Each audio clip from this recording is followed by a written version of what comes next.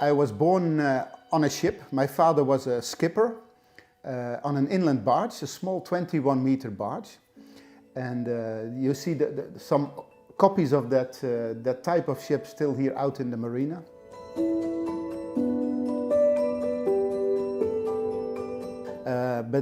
So I was one child of 6 children. And when I was one, my father decided he was going to have a life on shore, because either he had to do a bigger ship or stop shipping at all. It was not an easy time by then. So he decided to have a life on shore, so he became an electrical engineer. And that was, so I spent my baby years, 1 year exactly on the water, day in and day out. So the smell of water probably does something with me. And the same is with my brothers and sisters. We all love the ocean, we love the water.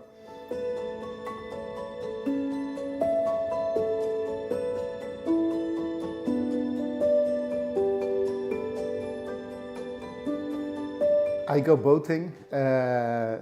Clients of mine always ask me, Cor, do you have a boat yourself? Well, we do. We have a little tender in the canals of Amsterdam.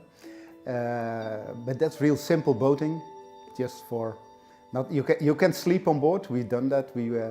During COVID we went through Holland on this little boat, but it's more like a floating tent. And I rent boats when I'm in the Mediterranean.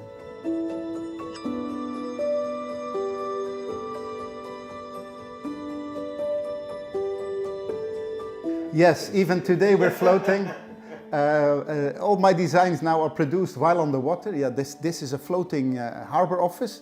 It's an old police station built in the 1930s on a pontoon, and it's been restored, and it was offered as an office, and I said this is a fantastic office for a yacht designer with foreign clients.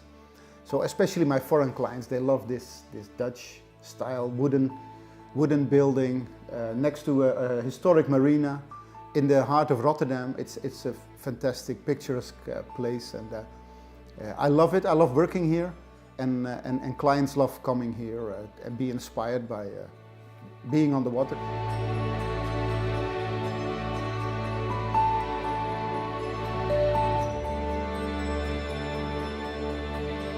Well, first of all, I have to admit, every time I'm on board for a longer period of time, I'm impressed by the forces of the ocean. And I haven't even experienced the worst weather. But every time I'm on the water, I'm impressed also with the activities of the crew. Because if you look at yachting from a client's perspective, it's all leisure and luxury and having fun. But behind the scenes, what the crew has to do to make life practical and make the hotel work, the floating hotel, all the services that the clients need. I'm more and more impressed, and more starting from a practical point of view. Every day my boats become more practical and less impressive maybe, because after all, life on board is good when the crew is able to do a good job. So from day one we always started to design from inside out. So we start with the content. What is needed to make this floating hotel work well? So you start with the engines, the engine room, the engines have to breathe. That all has to function, otherwise it's your useless property. So you start with all the functions, and really at the very end of it you draw a very nice jacket, a suit around the volume, the real estate that you intend to build.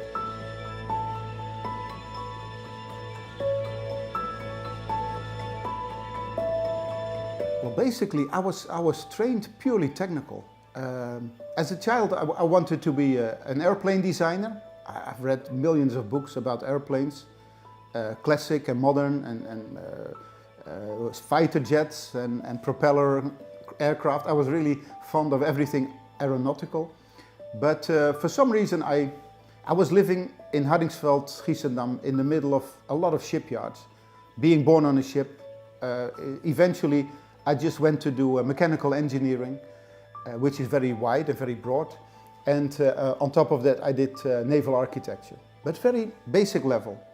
But when I started my career I was a pure technical guy. I was never trained to be an architect or an industrial designer. But I was always looking at things, I was sketching things. So without the training, coming from a technical background, at least that gave me a good knowledge in my backpack. When I started doing styling, I know what I was doing. I knew what I was doing. And to be a designer, knowing what is technically necessary helps a lot. Sometimes I have a discussion with the shipyard. They say, "Well, nice idea, impossible to build." And I say, no. If we do it like this and this, we can build this. It's challenging, I know, but we have to make steps forward. And I'm teasing you to take the next step. Not simple, not always do it simple or do it the way we did it yesterday. I mean, we have to go forward. So then technology in the backpack helps a lot.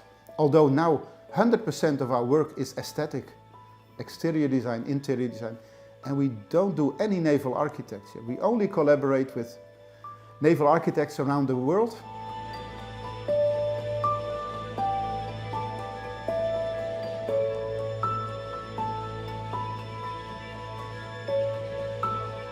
Unnecessary technology is a waste of money. The use of carbon is interesting because, I mean, after all, we're still building motor yachts. So to move a motor yacht from A to B, weight is an enemy. So the more weight you can save, the better it is. Building a displacement vessel with any carbon is waste of money. You're displacing already, you're not planing, so then it's useless to do carbon, unless someone has to pick up something by hand. But other than that, that's a waste of technology or a waste of knowledge and money.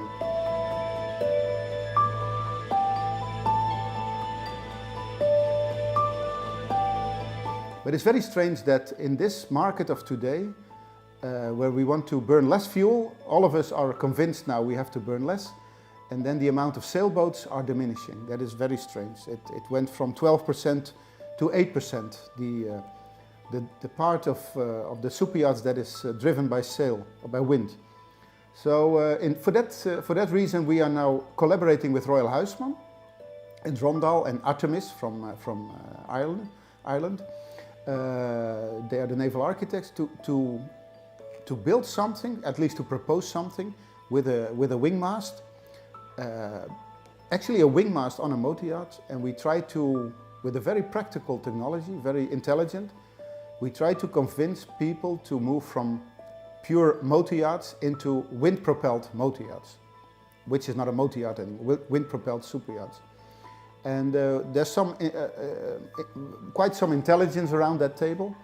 And our job is to make it look appealing and look practical, and also to get people out of their motor yachts into something wind-propelled. I do know that a lot of people don't like the heel of a sailboat. For some reason, that's what it is. So I still think the project we're doing now with Royal Huisman, we will do a monohull and a catamaran. I believe a bit more in the catamaran. First of all, the catamaran is more mainstream now. Look at Cannes Boat Show 10 years ago and now, the amount of motorcats, and it has exploded. So the marinas are being prepared for that. So now if we can build a catamaran, which is efficient in seago, in resistance, so low resistance, a lot of deck space, good stability, and then not a sail but a wing mast, I think that could be the trigger for more sailboats or wind-propelled yachts, because a sailboat needs sails, and sails are they wear out. You need a crew to, even without whatever automation you have. The sails is a lot of work and a lot of maintenance.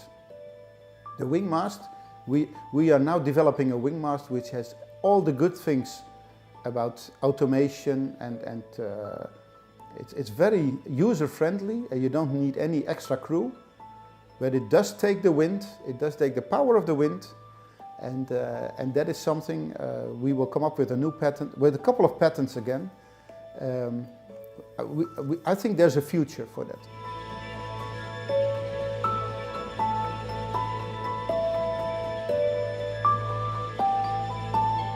We do super yachts and we do small production boats and everything in between. And every design is a challenge, because if you want to do the perfect 40-footer, it's a total different approach than to do a custom yacht of 60 meter, full custom for one person, for one family, who will resell it maybe in 10 years to another family, which is very exclusive, very small market actually. And then on the other hand, as the production builder asking us to design a boat for the whole world, for the European customer, the American customer, the Australian, the Asian customer, a boat that is sellable globally. That's a total different design brief. You think about cultures, people use the boat differently, have a different lifestyle on the water, and that is equally challenging than a super yacht, which is a one-off piece of art with a big wow effect that makes one family happy, and then the other design makes hundreds of families happy. So it's nice to do both. To build a 42-footer, let's say for the next 20 years, and you look at your own children, and I have 2 granddaughters, and you think, what world will they live in? What can we do today to make their life better tomorrow? And I'm not like greenwashing, I'm not being a priest or a vicar, but we have to do something.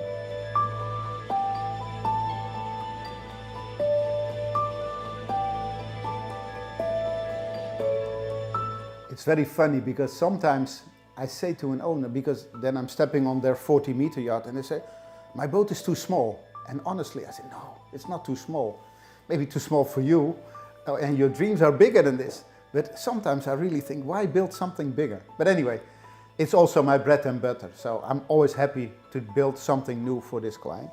But deep inside, I really think, why bigger? Why another step up in size? Because physically the distance to the ocean becomes bigger as well. The longer the yacht, the bigger the distance to the ocean. So I always try to stay connected to the ocean. I mean, after all, you want to go in the water. You want to go diving, go scuba diving, snorkeling, see the beauty of the ocean, and not float on top of it from the 3rd, 6th level, looking on the ocean. I think it's important to stay connected.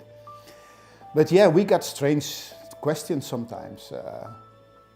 I have to admit, that was maybe my mistake. For many years I thought having a swimming pool on a yacht is the most crazy thing, I thought. I mean, after all, you're on your yacht, you're floating in the biggest swimming pool on this planet. Why a swimming pool? But then thanks to National Geographic and Shark Attack and all these programs that make some people scared about the ocean, and some wives or friends of clients, girlfriends of clients, don't want to get their hair wet. I now understand the idea of the swimming pool. Yeah, and for that reason, we have now. That's where technology helps. I have invented. Sounds pretty arrogant, but we have patented a swimming pool where the water always stays in the pool. So you don't need a dump tank anymore. The water is in the pool, the floor of the pool comes up, that's nothing new, creates a flush level with the deck. What we do then, because that's all done before, we have an inflatable seal, we inflate it, and then there's still air between the deck and the pool. So we fill it up with fresh water from the tank, or seawater from the ocean, if it's a seawater pool, saltwater pool. And then, by having a little bit of overpressure, the sloshing water becomes a solid block of ballast weight. And this is something we patented. First, because we wanted to do a swimming pool on a relatively small vessel with no space for a dump tank. And it's useless to dump the fresh water overboard every time. So we want to have a pool on a relatively small vessel, but we also wanted the swimming pool, to be user-friendly. So on the big yacht, sometimes it takes 45 minutes to pump the water from the dump tank, the hot water from the dump tank into the swimming pool. 45 minutes, that's eternity for some clients. That sounds like too long. And it's also a lot of energy. I mean, you're just pumping the water up and down. So with our system, the water stays in position, the weight stays in the same position, And the owner, if he decides he wants to take a swim, pushes a button and within 5 minutes the pool is on full depth. Within 1 minute it's a pool for the children. And then you say, okay, I'm finished here in this marina or in this bay. Let's go to the next island or the next bay. But it's choppy weather outside. So normally you would dump half of the water again in the tank. We just close the lid in 5 minutes. We push it up and we go into whatever severe weather, into the next secluded area, and you can swim again.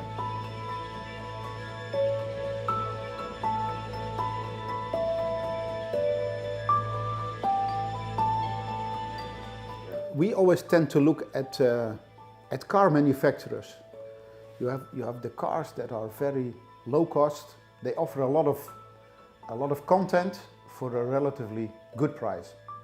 Cars are still expensive, but they have a lot more content than 30 years ago. And you still have the cars that are a lot of money for not a lot of volume, for a lot of luxury, a lot of artisanal input, and that's why the clients buy it, because of the artistry, the craftsmanship. It's all, I mean, handmade is something unusual, expensive, exclusive. That there will always be space for handmade, because people appreciate the amount of love that went into something. But I think the big market is trying to be efficient every day, more and more efficient, and still I think there's a lot to gain. If you look at, but at the same time, the amount of boats being produced compared to the amount of cars being produced, it's a very bad comparison. Boating is still a very small market, even if we talk about hundreds and thousands of boats. It's nothing compared to the cars. But hey, then the car you can use all year round. Boating is really a seasonal thing. An automotive object just for one season.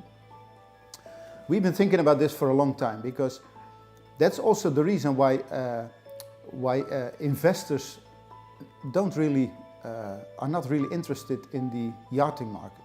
Investors are interested in cruise shipping, but the charter market is still a season market with 10, 15, let's say 15 weeks in the Mediterranean max, 2-3 weeks in the Caribbean in the winter, in our winter, and that's it. And the rest of the year the boat is a product that costs money, doesn't bring any money.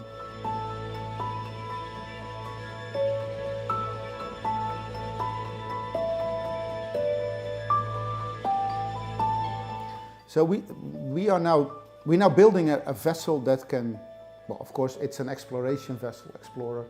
It has ice class. It can be chartered year round. That's the idea. And we're going to build it not at the classic super yacht builder. We're going to build it in Holland. We're going to build it at a cruise ship builder. So we want to have an upgraded cruise ship detailing. So all the details are not super yacht, but not cruise ship as well, something in between. And there we think we have drilled into a new market of affordable super yachts or cruise yachts, whatever we're still thinking about the name. It's a cruise ship yacht, whatever. Because the cruise shipping industry has grown. I've done a cruise ship for Silver Seas 2 years ago. I was very impressed with the amount of quality on board. I mean, I was impressed with a lot of things. And I thought, if you are just a rich young person who doesn't want to own a super yacht for a price tag that is astronomical, but you just want to be on the ocean for a couple of weeks, go to Antarctica, to whatever remote areas, it would be interesting to investigate, is there a market for something like a mid-level super yacht for someone who is just happy with, let's say, an 8 or a 9 out of 10. It doesn't want to have the 10, doesn't want to pay for the 10. And if you look at the younger generation, I mean, my children don't own a car or a bike. They rent a bike, they rent everything. They want to, because they want to go skiing, they want to go on holidays twice a year, on a city trip. I think the possession is going to be smaller in the future. It's all about use.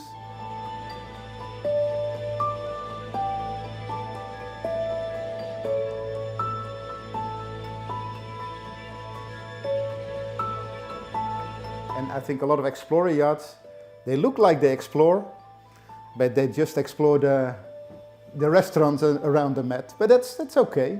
It looks sturdy. I like the Explorer because you have a lot of aft deck. It's more focused on being outside than inside, which I already like, because I can still not understand why you are living in your skyscraper and then finally it's summer holidays and then you're going to sit inside again. I don't understand. I mean, I want to be out. I want to smell the ocean. I want to be in the sun.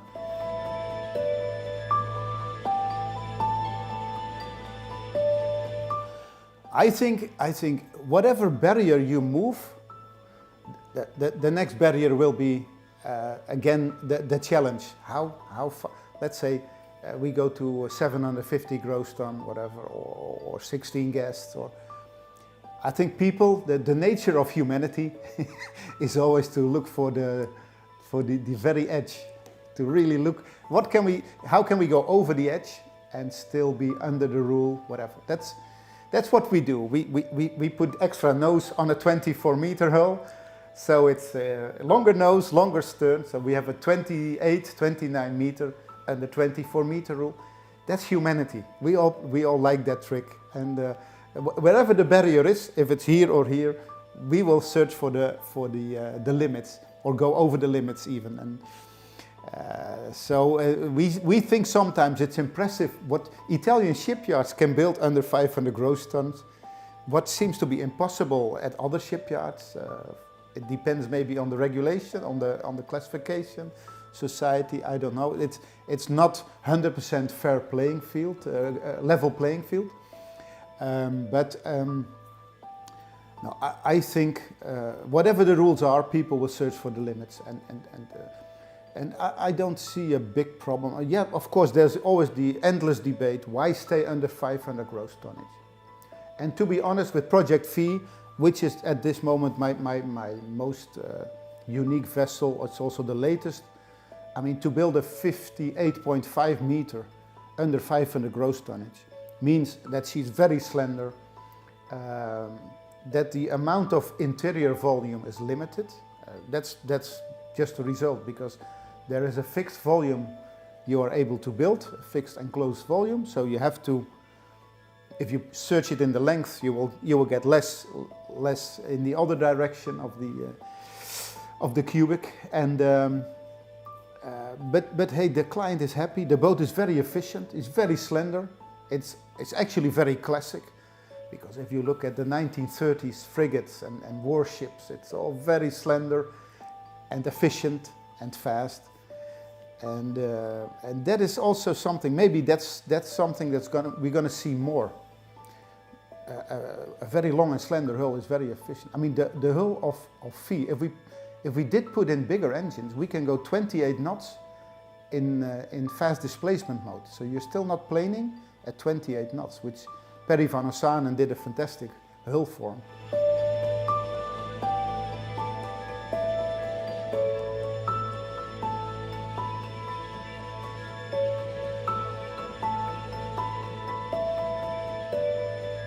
The project we're building now, the 60 meter, is 1.5 meters longer than Phi.